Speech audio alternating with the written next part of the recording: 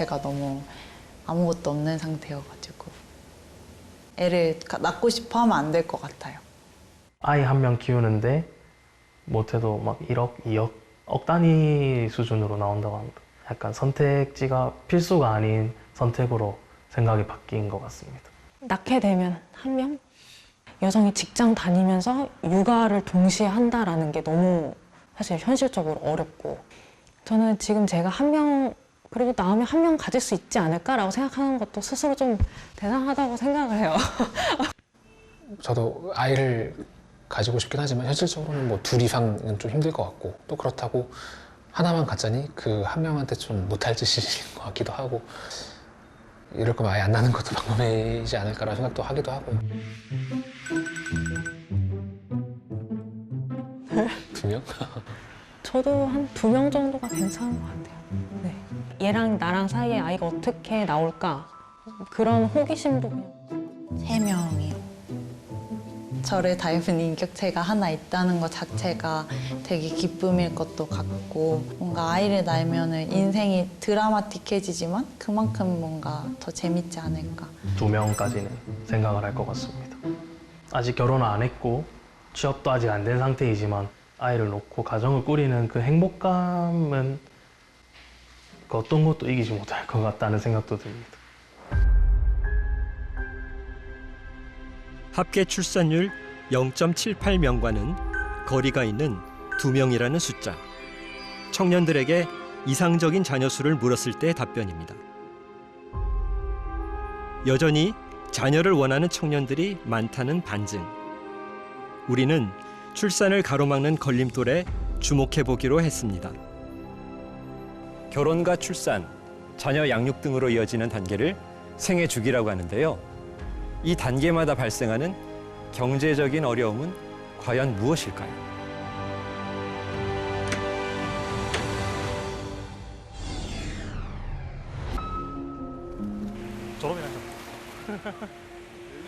치열한 입시 경쟁 뒤 대학만 가면 조금 편해질 줄 알았던 20대 청춘들.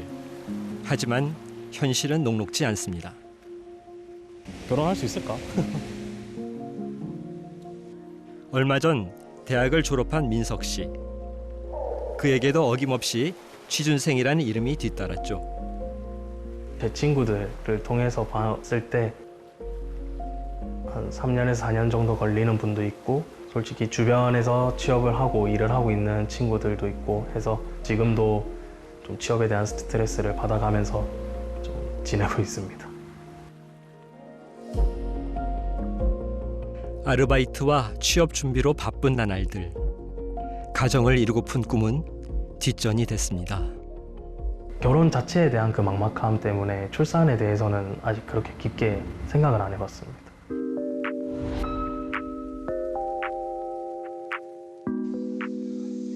심리치료사가 되기 위해 대학원에 진학한 지은 씨도 학업과 아르바이트를 병행하고 있습니다.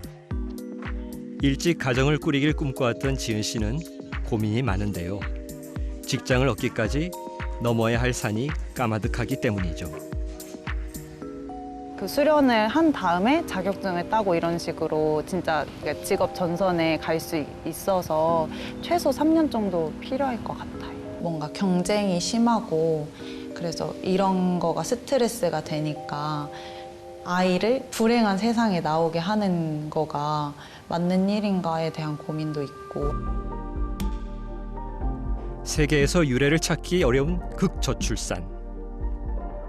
저는 지금의 출산율엔 청년들의 목소리가 담겨 있다고 생각합니다.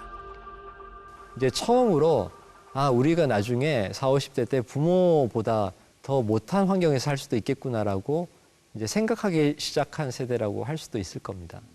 사실 저는 이제 1960년대 끝자락의 사람인데요.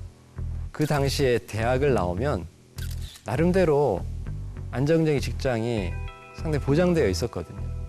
공부를 제대로 못하는 경우에도 나중에 취업 걱정을 별로 안 했던 것 같아요. 그래서 오히려 대기업에서 그 구인하러 와가지고요. 학생들을 뽑아가려고 유치 경쟁을 벌였던 기억이 납니다. 근데 이에 비해서 90년대생은 사실 우리 97년 외환위기 기억하시죠? 그러니까 유년 시절에 우리 한국 경제가 굉장히 흔들렸던 그런 상황에서 유년을 보냈고 저성장 국면에 들어섰을 때 취업을 해야 되고 그래서 좁아진 기회에 대한 더 치열해진 경쟁 그 앞에서 미래를 설계하기 힘든 청년들이 어떤 무건의 의사표시를 하고 있는 것이 일종의 저항이라고도 볼 수가 있겠고요. 임금 근로자 중 비정규직은 37.5%. 청년들은 불안정 노동으로 생애 첫 발을 내딛는 경우가 많죠. 직장을 구하고 안정을 찾기까지 시간이 길어지다 보니 생애 주기별 나이대도 변화가 생겼습니다.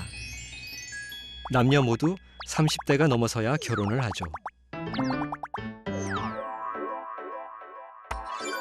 문제는 일자리와 소득이 결혼과 출산의 걸림돌로 작용하고 있다는 점. 심지어 연애 단계부터 포기 요인으로 작용한다는 분석까지 나왔습니다. 지방에서는 둥지는 있는데 먹이가 없고 서울에서는 먹이는 있는데 둥지가 없다는 그런 얘기가 있더라고요. 머슬로우의 욕구 이론에 따르면 이 의식주의 기본적인 욕구가 채워진 다음에 그 다음 욕구로 간다고 하거든요. 그런데 지금 우리나라 청년 같은 경우에는 이런 의식주의 욕구가 해결되지 않았기 때문에 그 다음으로 이행하지 못하는 게 아닌가라는 생각을 하게 됩니다. 우리나라에서 결혼은 출산의 전제 조건이죠. 과연 결혼하는 데 비용은 얼마나 들까요?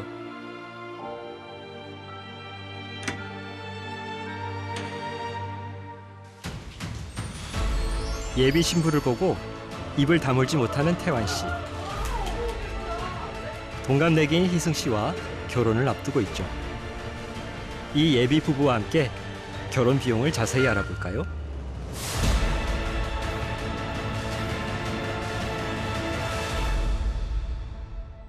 여느 청년들처럼 취업을 하고 안정을 찾기까지 쉽지 않은 관문을 지나온 두 사람.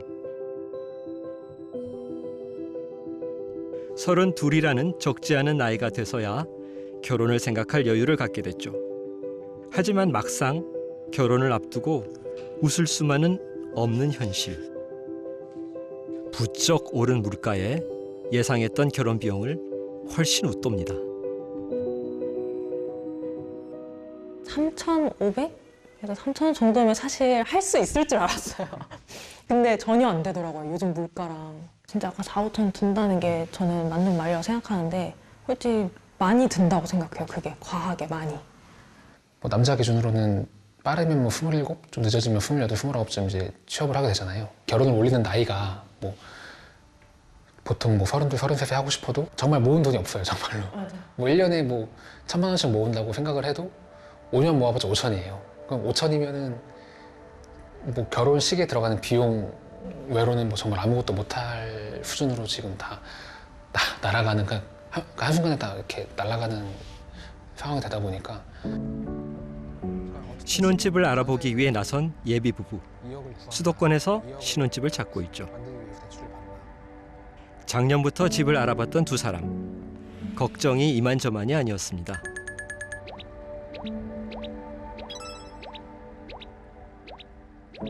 솔직히 그때 포기를 했죠. 그냥 이제 집을 살 거라는 생각은 전혀 고려하지 않고 뭐 정말 뭐 오피스텔이라도 들어가야 되나 뭐 이런 생각까지 했을 정도니까. 결혼 준비할 때 집 얘기밖에 안 했던 것 같아요. 결혼 자체가 사실 어쨌든 같이 살고자 하는 건데 살 공간을 마련하는데 너무 큰 어려움이 든다는 생각이 드니까 이거 맞나? 뭐 이런 생각도 그때 많이 했던 것 같아요. 신혼집 마련 평균 비용은 약 2억 8천만 원으로 결혼 비용의 대부분을 차지하고 있습니다. 그렇다면 집값은 청년들의 출산에 얼마나 큰 걸림돌로 작용하고 있을까요? 서울의 한 아파트 가격, 20년 사이 얼마나 올랐는지 한눈에 알 수 있는데요. 아파트 가격이 오를수록 출산율은 낮아졌습니다. 우연의 일치일까요? 최근 30년간 집값 변동과 출산율의 상관관계를 연구한 박진백 박사. 그가 분석한 결과에 따르면 그래프에서 파란색이 진해질수록 출산율 하락이 커지는 걸 뜻하는데요. 최근으로 올수록 집값 상승은 출산을 막는 더 강력한 요인으로 작용하고 있습니다. 서울 시장을 기준으로 했었을 때 2022년 4분기에 PIR은 중위소득 기준으로 했었을 때는 약 12년 정도가 걸리는 걸로 보고가 되고 있습니다.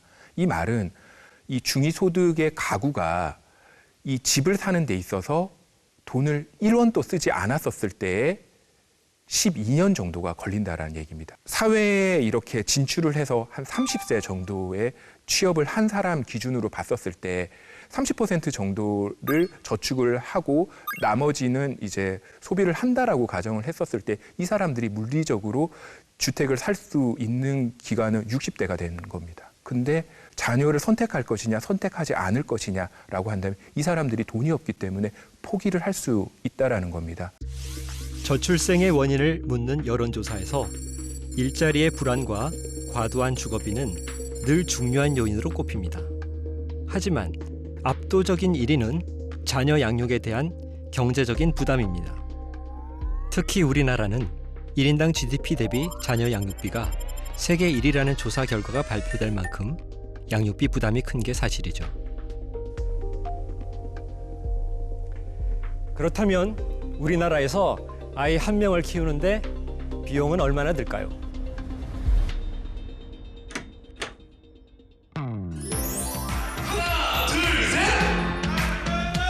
여러분 힘찬 박수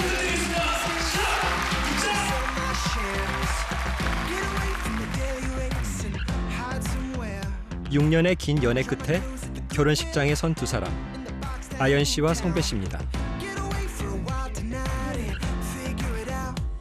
그리고 3년 뒤 두 사람을 반씩 닮은 딸 세보미를 낳았죠.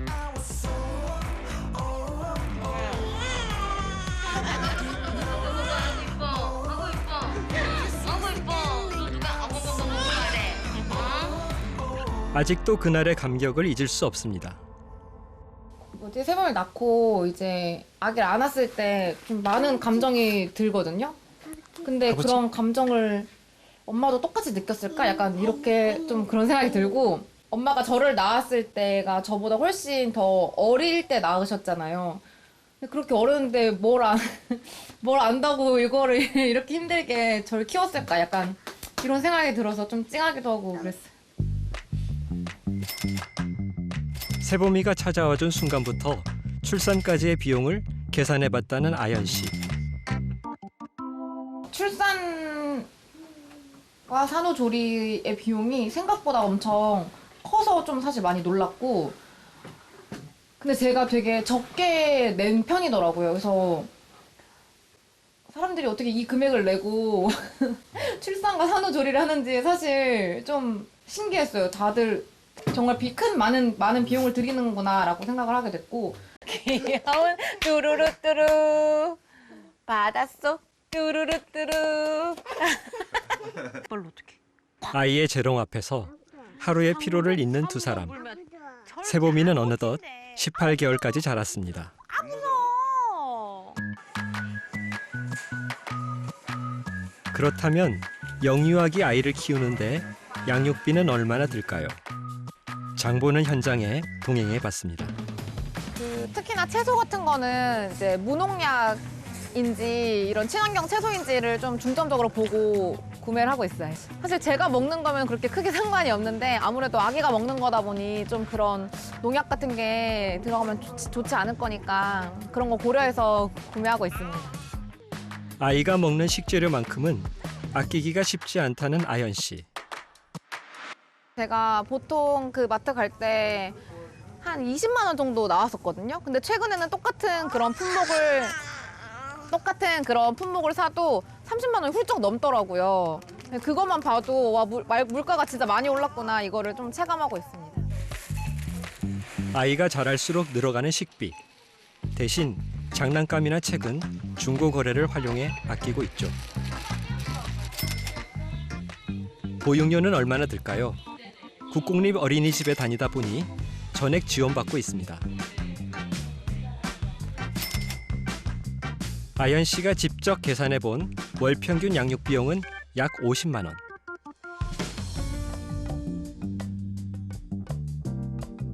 좀 더 객관적인 통계를 살펴볼까요?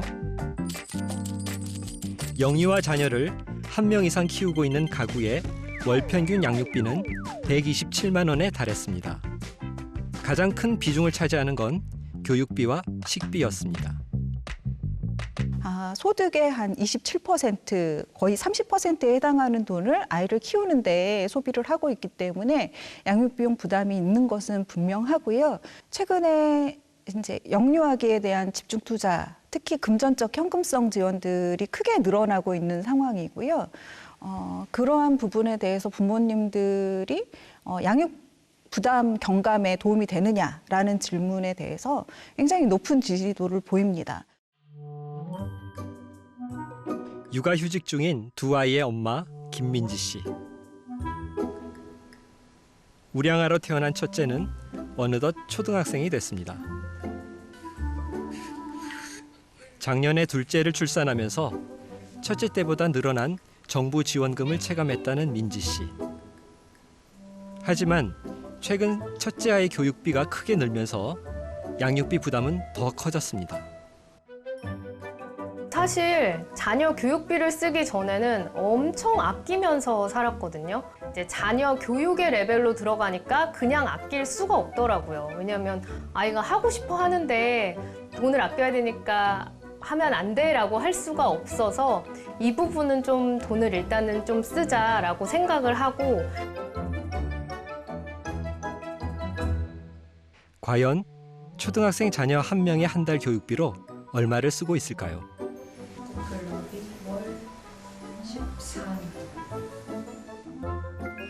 학원 3곳과 방과 후 수업까지 포함하면 총 96만 원. 요즘에는 월 100만 원 정도인데 사실 중고등학교 때는 학원비가 더 비싸진다고 들었어요. 그래서 중고등학생 때는 뭐 한 최대 한 200만 원까지. 학령기부터 커지는 양육비 부담. 출산엔 어떤 영향을 미칠까요? 대한민국에서 출산, 육아에 드는 비용을 분석해 보기로 했습니다.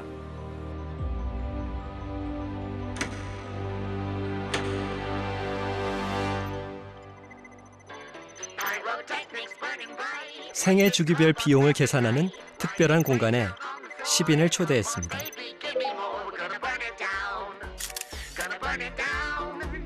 20대 미혼 청년들부터 자녀를 키우고 있는 다양한 연령대의 부모들까지.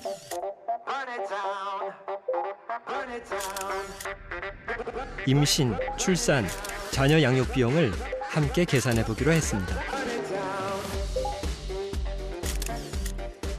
유일하게 아연 씨와 성배 씨는 부부가 함께 참가했습니다. 여기 이분은 한국에서 아이를 낳고 키우는 캐나다인 폴 서울입니다. 먼저 임신 출산 비용을 계산해 보죠. 병원과 산후조리원 가격은 전국 평균가를 기준으로 했습니다. 어디서 출산하시겠습니까? 단 참가자들이 좀 더 저렴하거나 좀 더 비싼 곳을 선택할 경우 비용 차이가 날 수 있게 설계했죠. 산후조리, 어디서 하실 계획인가요? 임신부터 출산까지 비용 계산이 완료됐습니다. 프로젝트 참가자들과 함께 계산해본 결과는 어땠을까요? 임신, 출산 비용으로 최소 700만 원에서 최대 3,400만 원까지 다양한 응답이 나왔습니다. 네, 저는 작년에 둘째를 출산해서 실제와 비슷하게 나왔고요. 다른 비용은 최대한 아껴 썼는데 다만 이제 산후조리원이나 산후 마사지 같은 경우에는 저 자신을 위한 투자다, 힐링이다 이렇게 생각을 해서 그 비용은 아끼지 않아서 그래서 1,200만 원대가 나왔습니다. 저도 작년에 출산을 경험했는데 실제 지금 뭐 첫 만남 지원금 200만 원에 뭐 출산 지원금 지자체별로 주는 것들이 있는데요. 그렇게 따졌을 때 실질적으로 저희가 일시불로 출산을 할 때 든 비용은 100만 원 이체 되지 않고요. 근데 신기한 게 요즘 아기 태어나면 정부한테서 아마 200만 원 돈 받아요. 맞아요. 근데 조리원 값이 얼마요? 200만 원? 신기하네.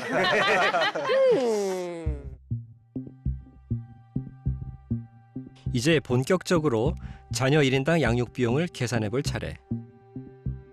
우리는 육아정책연구소와 보건사회연구원의 기초자료를 토대로 제작한 분석 프로그램을 통해 양육비를 예측해 보기로 했습니다. 영유아기 유치원 어떻게 선택하시겠습니까? 영유아기 사교육을 시키시겠습니까? 사교육비 항목은 참가자들이 선택하고 생활비는 소득에 따른 조사 자료를 합산해 보기로 했죠. 고등학생 자녀의 사교육을 시키시겠습니까? 복수 선택이 가능합니다. 자녀 양육 비용 계산이 완료됐습니다. 양육비 계산이 끝난 뒤 술렁이는 참가자들.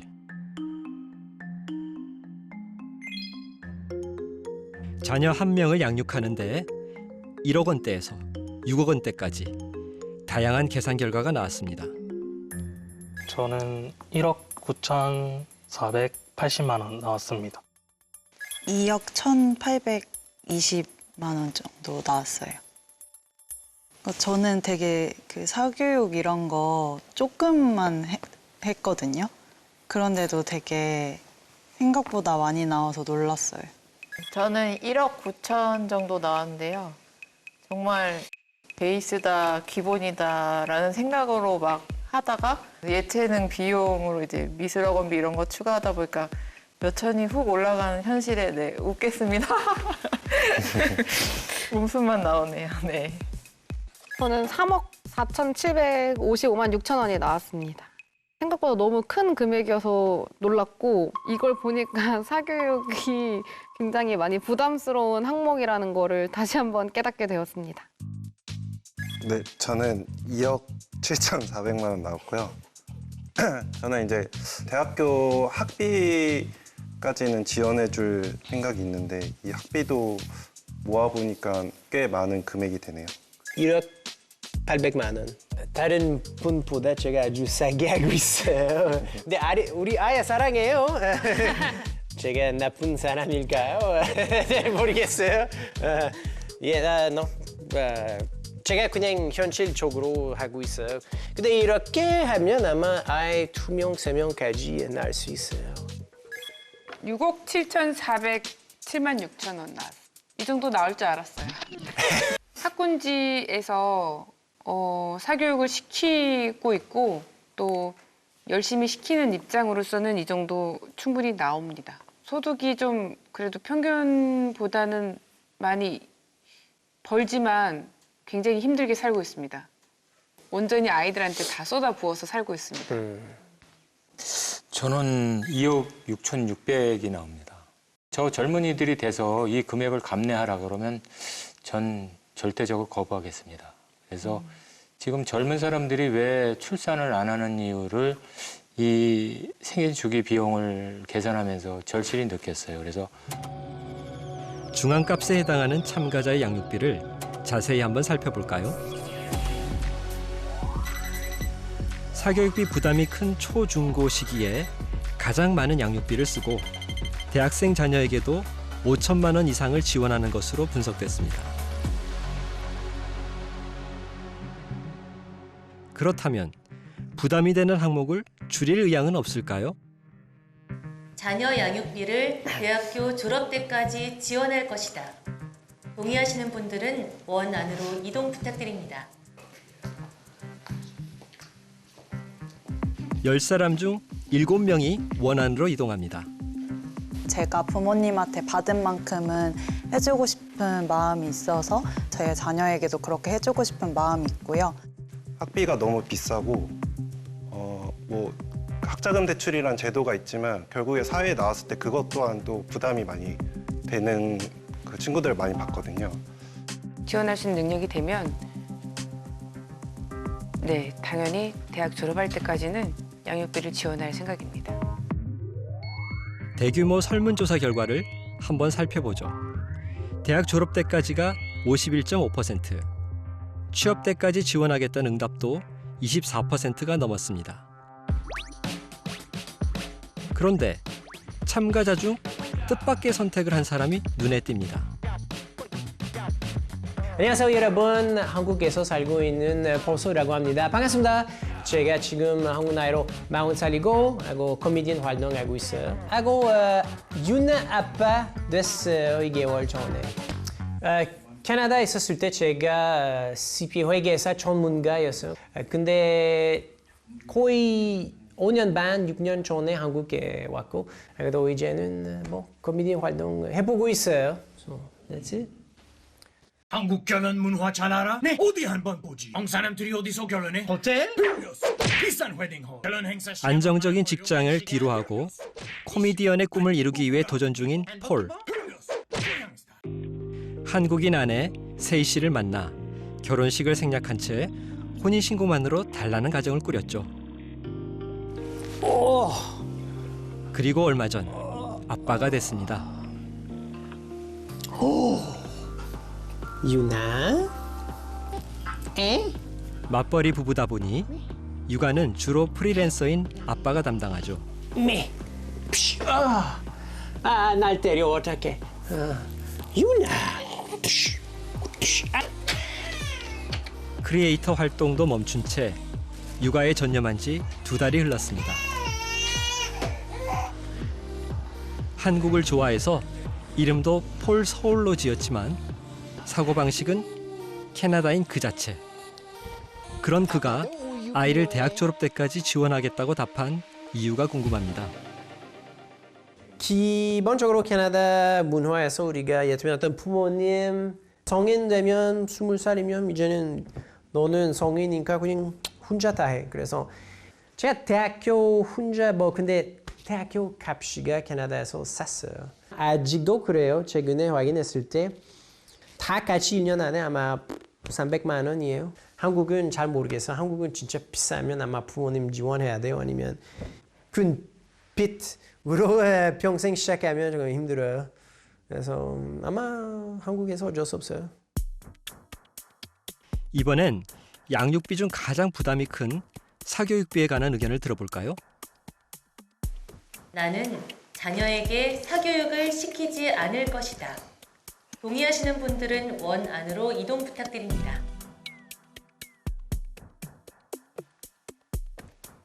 의외로 사교육을 시키지 않겠다는 이들이 4명이나 됩니다. 대부분이 부모 불안 해소 비용이라고 생각을 합니다. 기본적으로 제가 사교육 시켰으면 좋겠다고 생각해요. 왜냐하면 10시까지 공부하면 평생 없어요. 애들이 조금 애들 경험 필요한다고 생각해요. 운동이나 이런 것들은 많이 경험하게 해주고 싶지만 뭔가 학업과 관련된 사교육은 시키고 싶은 생각이 별로 없습니다. 사교육을 시킬 거라는 쪽의 의견도 들어봐야겠죠. 네, 저는 남편이 왜 저 앞에 서 있는지 좀 이해가 안 되는데요. 저희의 상황은 맞벌이 부부입니다. 그래서 어쩔 수 없이 강제적으로 사교육을 시켜야 하는 입장입니다. 초등학교 1학년에 입학을 하게 되면은 저희가 퇴근 시간대까지 그 아기 혼자 남아있는 시간이 굉장히 깁니다. 그러한 시간들을 좀 사교육으로 채워야 된다고 생각하고 있고 저도 어릴 때는 학원을 그렇게 맹렬하게 보내지 않을 거야. 사교육에 막 미쳐있지 않을 거야. 근데 막상 키우고 나면 아이들이 커가면 아이들이 원해서 보내달라고 하고 환경이 분위기가 그래서 갈 수밖에 없어요. 상황상 어쩔 수 없이 학원에 보낼 거라는 입장이 대부분. 요즘은 자녀가 한두 명이다 보니 고액 사교육을 시킬 거라는 이들도 적지 않았습니다.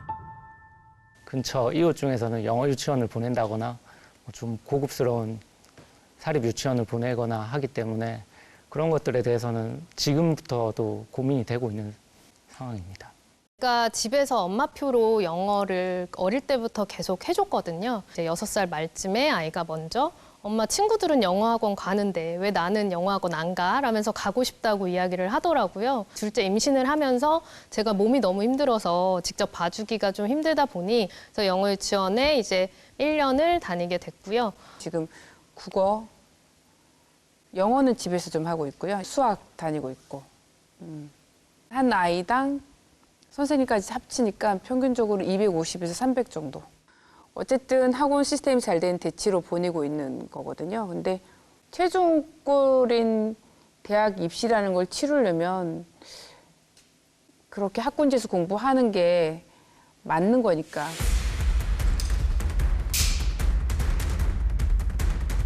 소득에 따른 사교육비는 얼마나 차이가 있을까요?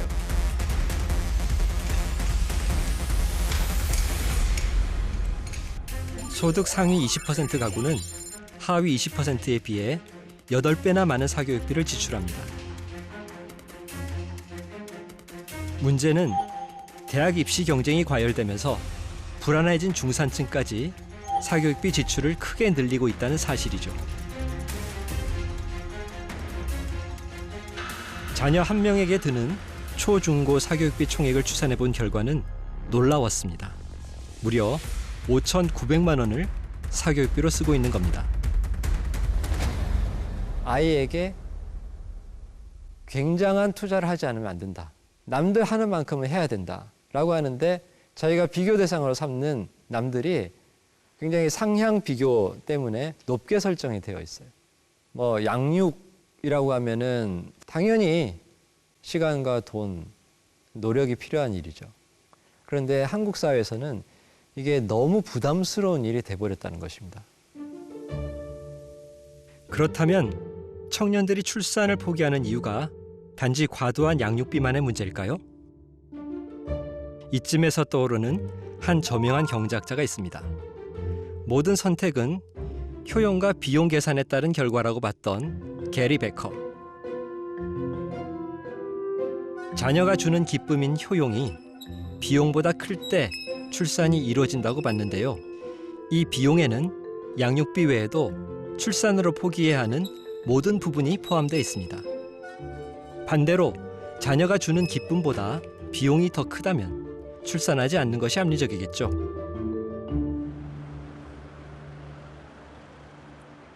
어둠이 채 가시지 않은 새벽. 잠든 아이 몰래 방을 빠져나간 아연 씨. 이제 집에서 6시에 나가야 되거든요. 그래서 지금 출근 준비를 하고 있습니다. 육아휴직을 마치고 복직한 그녀. 아이와 인사 한번 나누지 못한 채 집을 나섭니다. 어린이집 하원 시간에 맞춰 출근 시간을 당기다 보니 매일 아침 전력 질주로 하루를 엽니다.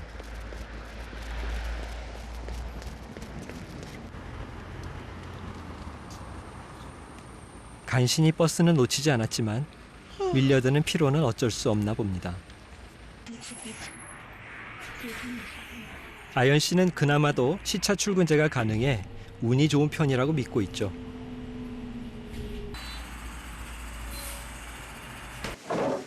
아연 씨가 회사로 향한 그 시각, 성배 씨는 아이를 깨웁니다. 하원을 아내가 맡는 대신 등원 준비는 성배 씨 담당이죠. 정신없어요. 저도 비슷하게 일어나자마자 아기 깨우고 준비하느라 사실 그래서 맨날 조금씩 늦어요. 성배 씨는 아이 어린이집 등원을 위해 재택근무를 하고 있습니다. 철저하게 아이의 등하원 시간에 맞춰 짜여진 엄마 아빠의 시간표. 하원 시간에 맞춰 엄마는 또 달리기를 시작합니다. 엄마 까꿍. 오후 4시가 넘어서야 처음 서로의 얼굴을 마주하는 아이와 엄마. 아빠. 가족 상봉도 잠시. 아빠는 다시 일을 시작하고 아이와 함께하는 바통은 엄마에게 넘겨집니다. 한 공간에 있어도 각자의 시간을 보내는 가족들. 하루 중 온 가족이 함께할 수 있는 시간은 많지 않습니다. 이게 뭐지? 이렇게 사랑스러운 아이를 또 갖고 싶어도 엄두를 내지 못하는 건 사실 양육비 때문이 아닙니다. 이제 애기 낳기 전에는 0 아니면은 둘이라는 생각에 하나만 낳는 일은 절대 없을 거라고 확신했는데 막상 낳고 키워보니 하나를 제대로 키우기도 사실 좀 현실 자체가 너무 버겁더라고요. 그래서 현재는 둘째는 여전히 고민 중인 상태고 저희가 시간이 진짜 역부족하거든요. 그러니까 이마저도 애기한테는 좀 부족한 시간일 것 같고 이거를 또 둘째가 생기면 이 시간도 나눠야 되는 거잖아요. 그래서 그것도 좀 약간 미안한 감정도 많이 들고 양육비는 줄일 수 있어도 시간 빈곤에 시달리며 감수해야 하는 기회비용은 스스로의 힘으로 바꿀 수 없는 출산의 큰 걸림돌이죠. 자녀 한 명당 대학 졸업 때까지 들어가는 양육비가 과도한 사교육비 때문에 무려 4억 원에 육박하는 것으로 파악됐습니다. 뉴스에서 접하는 수억 원대의 양육비. 모두가 이런 양육비를 쓰고 있는 걸까요? 우린 한 가지 이상한 점을 발견했습니다. 평균값보다 적은 사람이 다수였고 평균값과는 달리 가장 가운데에 있는 중앙값은 더 낮았죠. 표본이 작아서 생긴 일일까요?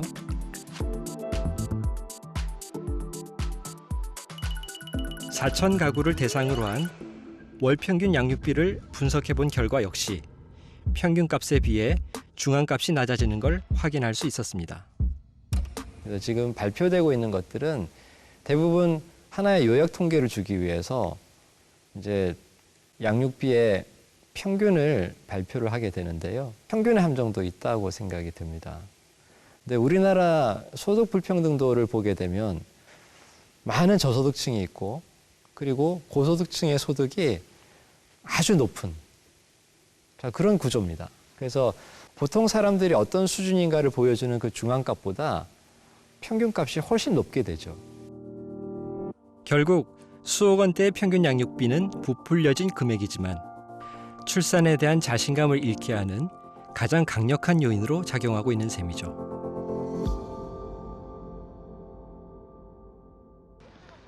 웹툰 작가이자 두 아이의 엄마인 권보람 씨. 프로젝트 참가자 중 양육비를 가장 적게 쓸 거라고 답한 한 사람이죠. 엄마를 향해 달려오는 현성이와 함께 하교 후 들르는 곳은 학원이 아닌 집 근처 공터. 한창 낙엽 던지기 놀이에 빠져 있습니다. 하지만 이런 날이 오리라곤 상상하지 못했던 때가 있었죠. 욜로족이어서 처음에 이제 20대 때 철이 없을 때 생각으로는 조금 애들 낳는 거는 생각이 별로 없었어요. 그랬는데 한 명을 딱 낳고 나니까 한 명만 키우는 건 아니다. 무조건 애를 낳았으면 둘은 키워야 된다라는 그런 또 관념이 있어서 두 자녀를 낳았습니다. 보람 씨는 육아의 힘겨움과 행복을 동시에 그려낸 웹툰으로 큰 공감을 얻고 있죠. 이게 엄마들, 학부모들이고 엄마들이 발끝을 계속 이렇게 들더라고요. 여기 오나 미어캣이 돼 있는 거죠. 내 애만 눈에 보이는 거죠. 다른 친구들 안 보이고 눈에서 하트 발사되면서 아이를 키워보기 전엔 몰랐던 행복입니다. 퇴근 후 돌아온 아빠를 서로 안으려 쟁탈전을 벌이는 아이들.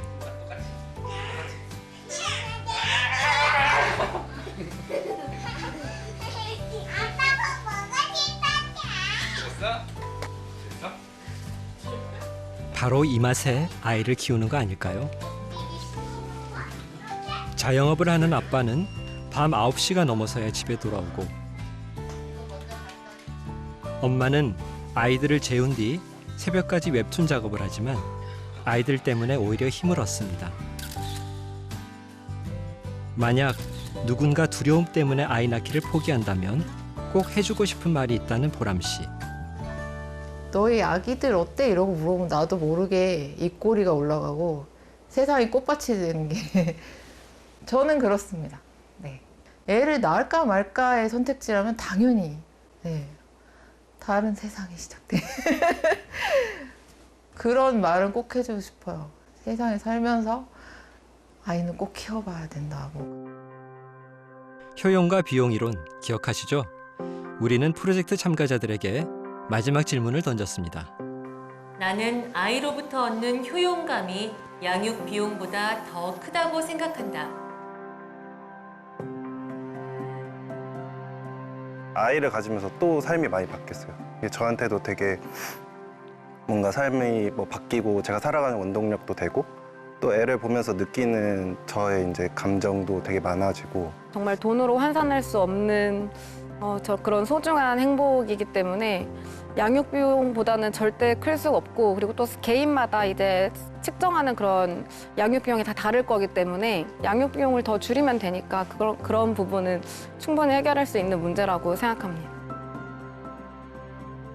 Kids are fun. 저희 아이가 요즘에 강낭콩을 키우는데요. 그걸 보면서 자라나는 게 너무 신기하다고 재밌어 하더라고요. 그래서 제가 이야기해줬습니다. 너가 요만한 콩알일 때 엄마 뱃속에서부터 자라서 낳고 자라나는 걸 보니 엄마는 너무 신기하고 행복하다라고요.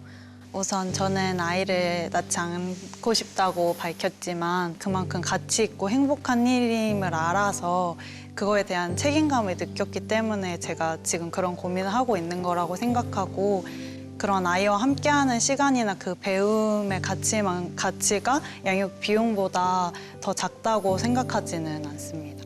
저 질문 자체가 조금 잘못됐다고 생각하는 게 저런 말이 나올 정도로 사회가 조금 아기가 주는 행복감이 어떻게 보면 당연한 거일 수도 있는데 저거를 저울질한다는 것 자체가 이렇게 해야 되나라는 생각이 들게끔 하는 질문인 것 같아서 원에 들어가지 않았습니다. 저희 세대는 어떤 효율성이나 효용성을 따지지 않고 애를 기른 적이 없어요. 그냥 낳았으니까 기르는 거고.